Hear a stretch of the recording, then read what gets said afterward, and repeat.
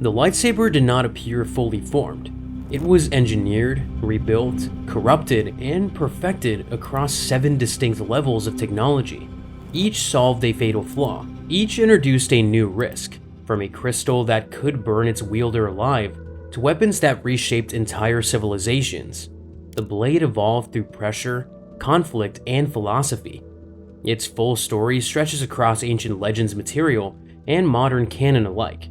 This is the complete climb of the most iconic weapon in galactic history.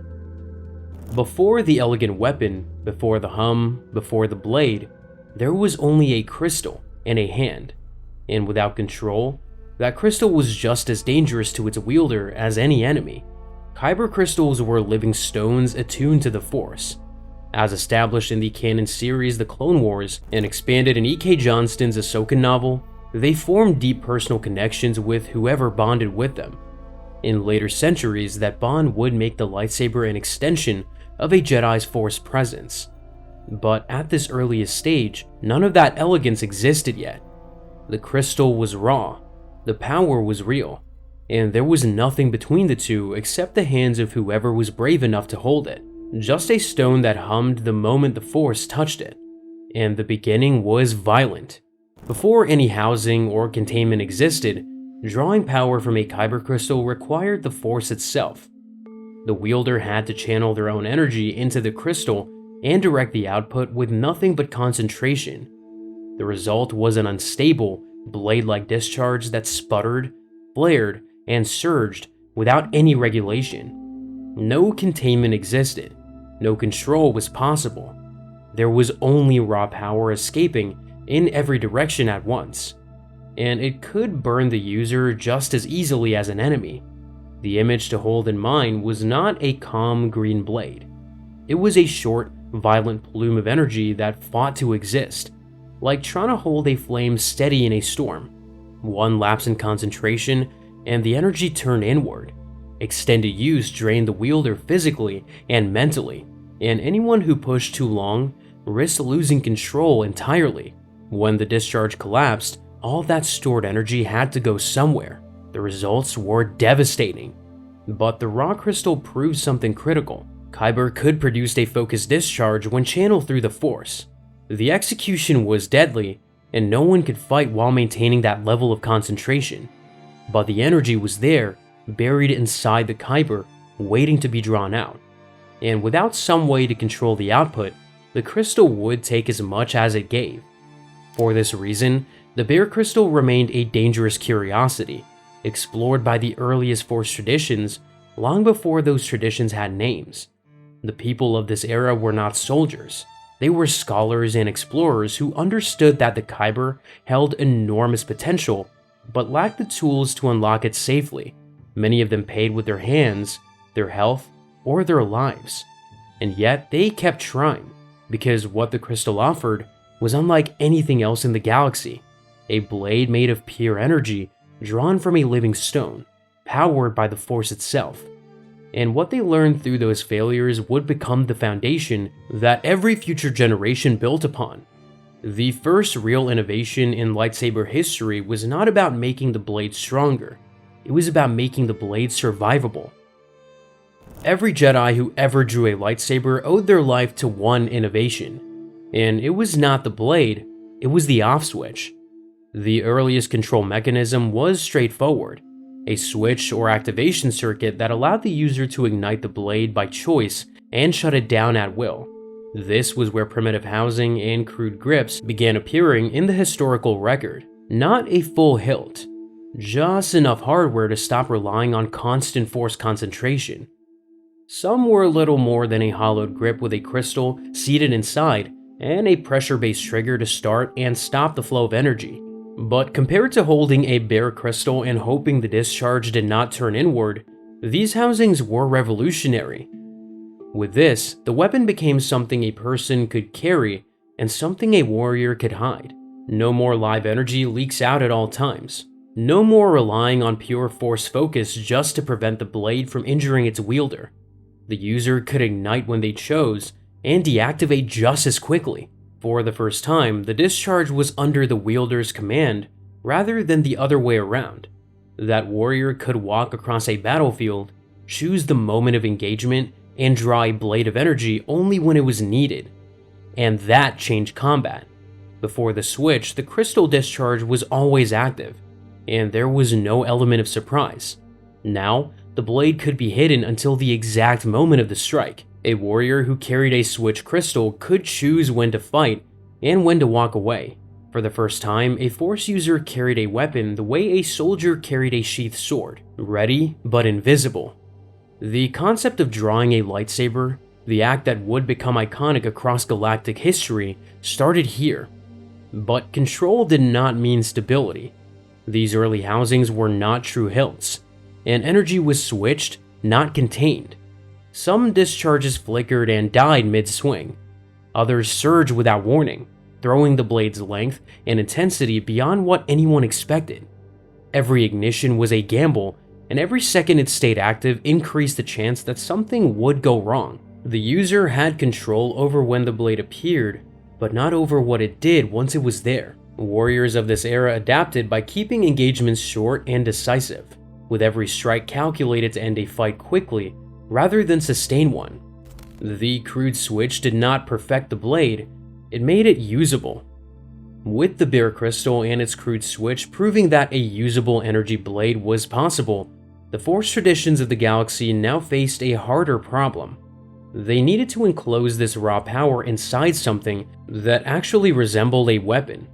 The answer would come from the darkest corner of the ancient galaxy. The first real lightsaber in galactic history was powered by the dark side, and the Jedi had no choice but to use it. Long before the Jedi and Sith as the galaxy came to know them, the Rakata of the Infinite Empire built a weapon called the Forcesaber. As depicted in John Ostrander and Jan Duursema's Dawn of the Jedi, Force Storm, issues 1 through 5 for Dark Horse Comics, the Forcesaber produced an energy blade housed inside a proper casing. For the first time, the plasma was contained, but it came at a cost that would shape the galaxy for thousands of years. The weapon required the wielder to channel dark side force energy through laboratory-grown crystals to ignite. There was no alternative. The Rakata built all of their technology around dark side energy, and the Forcesaber was no exception. Every piece of it, from the crystals to the casing, depended on darkness to function. The Forcesaber arrived on Tython through a Rakata warrior named Zesh, whose violent crash landing triggered a devastating force storm across the entire world. The Jedi Order, the ancestors of the Jedi, encountered his weapon and recognized immediately that a contained energy blade was too powerful to ignore. But using it meant drawing on the dark side with every activation, and the Jedi knew that that was a line they could not cross without consequence. Yet the Forcesaber's power was undeniable.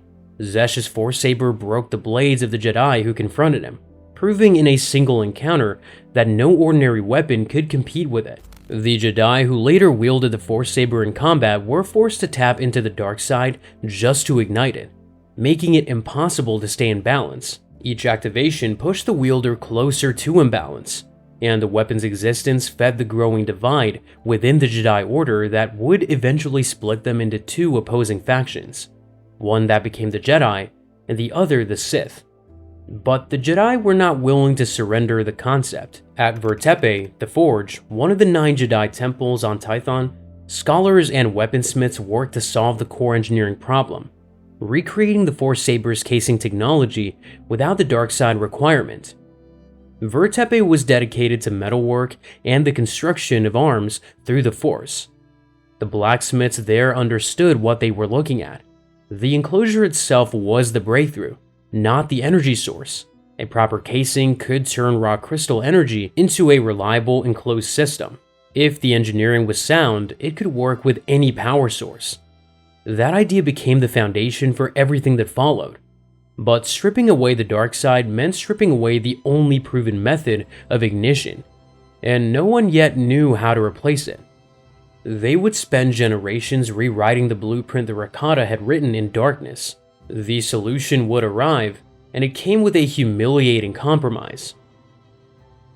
The protosaber freed the lightsaber from the dark side, but it replaced one leash with another. a literal cable that connected the blade to a battery on the wielder's back.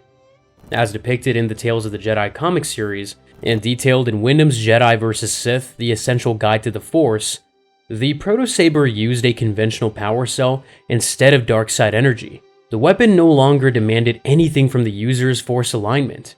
This was a revolutionary achievement, but the power technology of that era could not be miniaturized enough to fit inside the hilt, and the result looked nothing like the weapon the galaxy would come to know.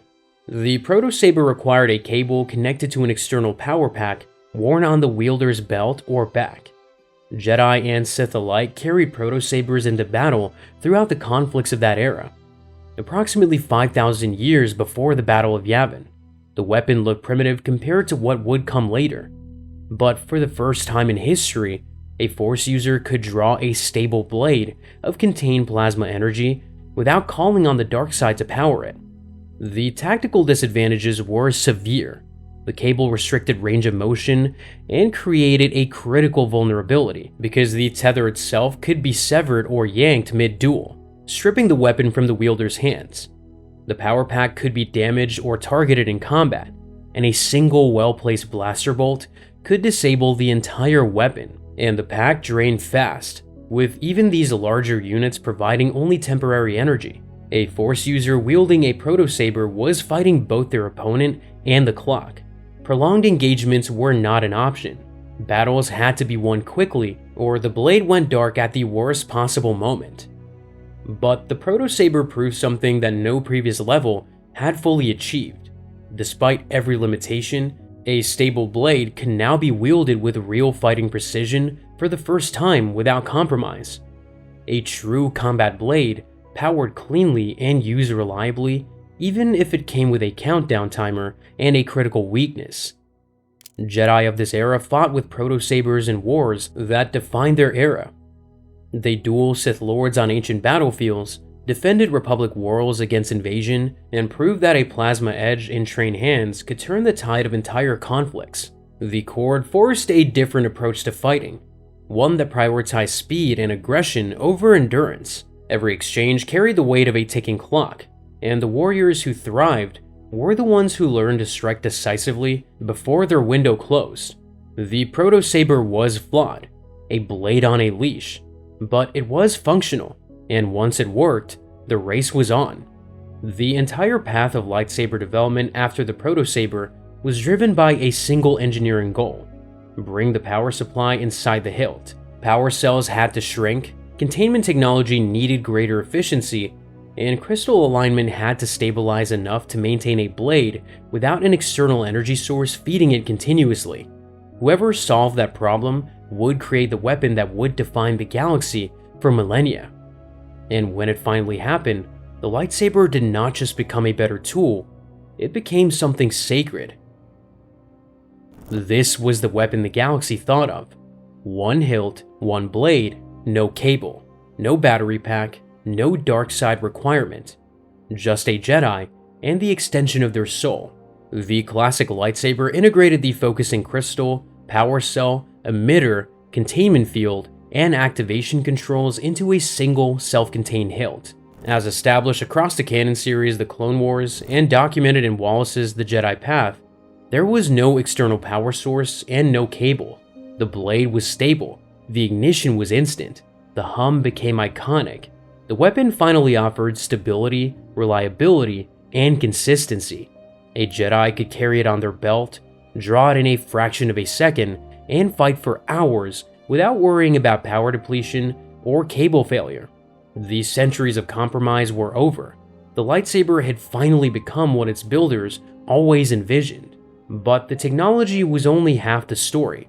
In the Jedi tradition, constructing a lightsaber was an essential rite of passage.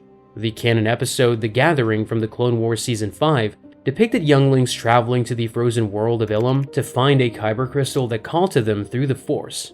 The crystal was not selected, it chose the Jedi.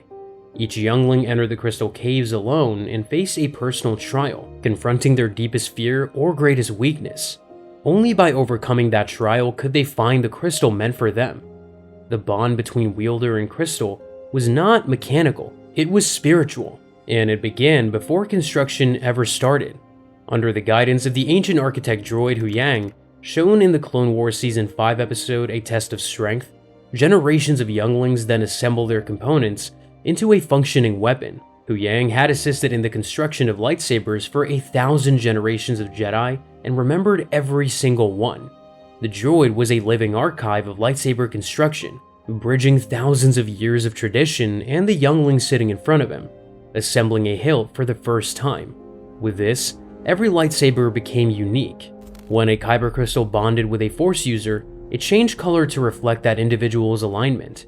In the Legends tradition, Wallace's Jedi Path and Wyndham's Essential Guide described how blue typically appeared in Guardians who focused on combat, green in Consulars devoted to the Force and diplomacy, and yellow in Sentinels who balance both paths.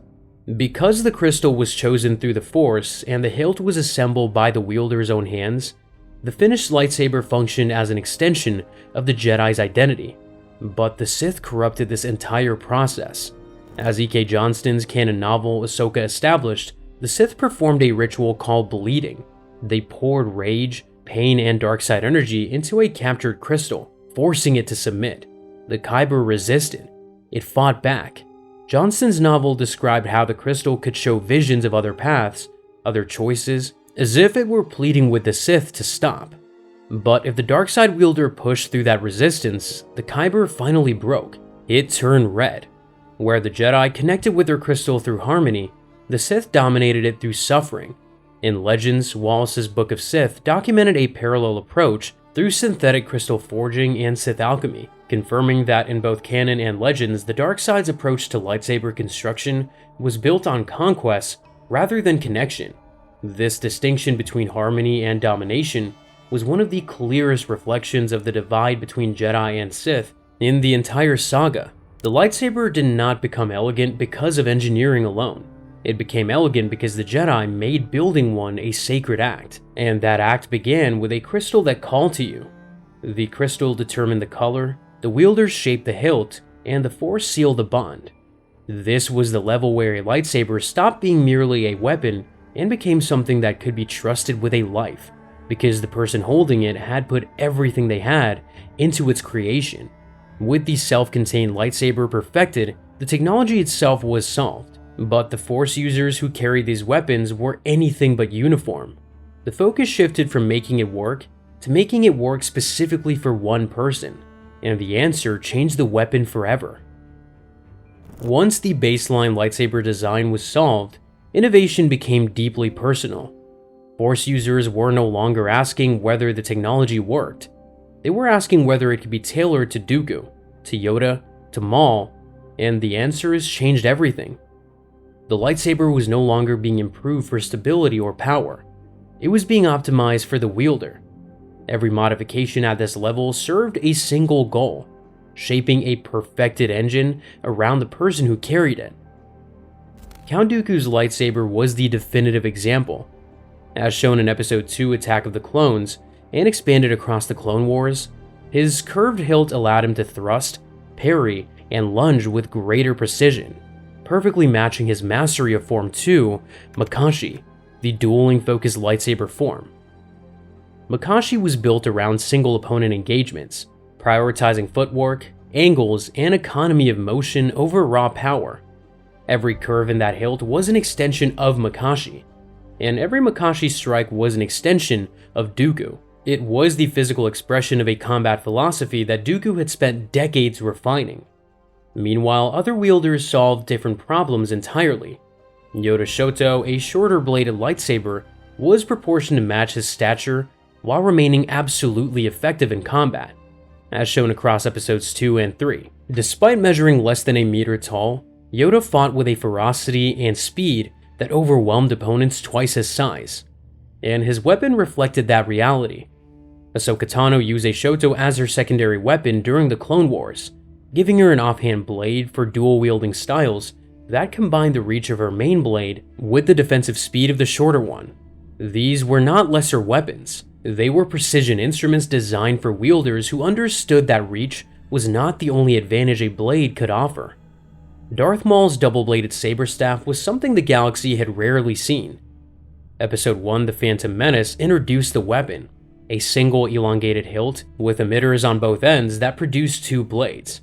It offered superior reach, area control, and intimidation, but required specialized training to avoid self-injury. One hilt, two blades. A single wielder became a perimeter of threat. In the hands of a warrior with the speed and aggression to match, the saber staff could overpower an opponent before they ever found an opening. Maul's fighting style exploited this advantage at every opportunity, using spinning transitions between attacks to create a constant wall of plasma that most opponents could not break through. But modification did not stop at the hilt's shape. Some lightsabers were engineered to transform mid-combat, blurring the line between weapon types entirely. As the Clone Wars depicted through Ventress's paired sabers, weapons that could connect at the pommel created a saber staff setup, giving the wielder reach when joined and flexibility when split. The ability to shift between two single blades and one double-bladed staff in the middle of a duel gave Ventress options that no one could predict. In Legends, Darth Vader's lightsaber possessed dual-phase capability, allowing him to extend his blade length at will. A blade that suddenly lengthened by half a meter could end a fight in a single unexpected stroke. Crossguard variants also appeared in the historical record, with side vents near the emitter that served as both plasma release points and functional guards in blade lock situations. The design was ancient, and it demonstrated that even the earliest lightsaber builders understood that the hilt itself could be a weapon. Every variant at this level told the same story: curved, short, double-bladed, split, and crossguard. They all ran on the same core technology: kyber crystal, containment field, power cell, and emitter. They were customizations, not reinventions. The same engine shaped by different hands for different purposes. At its peak, the Jedi Order numbered in the thousands, and the diversity of saber designs at this level reflected the diversity of the Order itself.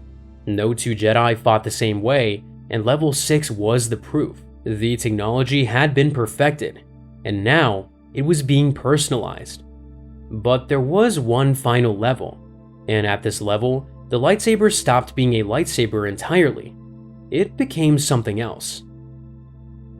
At this level, the lightsaber became a whip, a polearm, a flat blade of black energy, a speeding disc designed to terrify. These were the weapons the Jedi Order tried to forget. Level 6 was about optimization. Level 7 was about mutation. The core technology was no longer being shaped around the wielder. Every weapon at this level broke the fundamental assumption that a lightsaber had to be a rigid blade emerging from a hilt. The lightwhip was the most dramatic departure from standard saber design that the galaxy had ever produced. As first depicted in Marvel's Star Wars issue 95 in 1985, Lumia, a Dark Lady of the Sith, wielded a modified hilt that produced a flexible whip-like strand instead of a fixed beam. Her weapon was forged with a grip of Mandalorian iron powered by shards of kyber crystal, and its combat record proved the design was no gimmick. As the following issues showed, Lumia used her lightwhip to devastating effect against Luke Skywalker on the planet Kinoween, defeating him in their first encounter. Luke only survived the rematch by constructing a Shoto specifically to counter the whip's reach. The lightwhip terrified opponents not because of its raw power, but because no standard defense could handle a weapon that bent, wrapped, and struck from angles no fixed blade could follow. Meanwhile, one saber stopped being a weapon entirely and became a crown. The Darksaber was created by Tari Vizsla, the first Mandalorian ever accepted into the Jedi Order. First introduced in the Clone Wars episode The Mandalore Plot, the Darksaber's full history was later explored across Rebels Season 3. Its profile was shorter than a standard lightsaber, flat rather than round, and it emitted black energy edged with white. It was a throne. Whoever held it ruled Mandalore. It passed through war for generations, claimed by victors and stolen by rivals. As Rebels documented, the blade even responded to the emotional state of the wielder, growing heavier or lighter depending on their focus and resolve. From Pre Vizsla to Maul to Sabine Wren, the Darksaber did not simply change hands. It was one, and each one carried the legacy of everyone who had held it before. The Inquisitorius weaponized the lightsaber in ways no one had seen. As depicted in Rebels, these Jedi hunters wielded ring-hilted sabers capable of igniting a second blade and spinning at high speed around the wielder's hand. The rotating mechanism could even generate limited flight capability, as shown in the Rebels Season 2 finale, Twilight of the Apprentice. These were hunters' weapons, designed to overwhelm Jedi survivors through sheer aggression and spectacle. The design carried a critical weakness, however, because damaging the ring mechanism could disable the entire weapon. Other variants pushed even further. The Jedi Temple guards wielded double-bladed yellow lightsaber pikes for perimeter defense, as shown in the Clone Wars Season 5. In Legends, Sith alchemists used the dark side to corrupt the technology at its foundation. They applied ancient rituals to crystals and components thousands of years before the Rule of Two, producing blades with enhanced cutting power and crystals hardened with dark energy that weakened opponents on contact. The dark side did not just power these weapons, it infected them. But across every variant, one truth held. The lightsaber was not just one weapon. It was a core technology that could be shaped into almost any form once its principles were understood. From Lumiya's whip, to the Darksaber's flat edge, to the Inquisitor's spinning rings, each one was a different expression of the same idea that began thousands of years earlier with a crystal and the Force.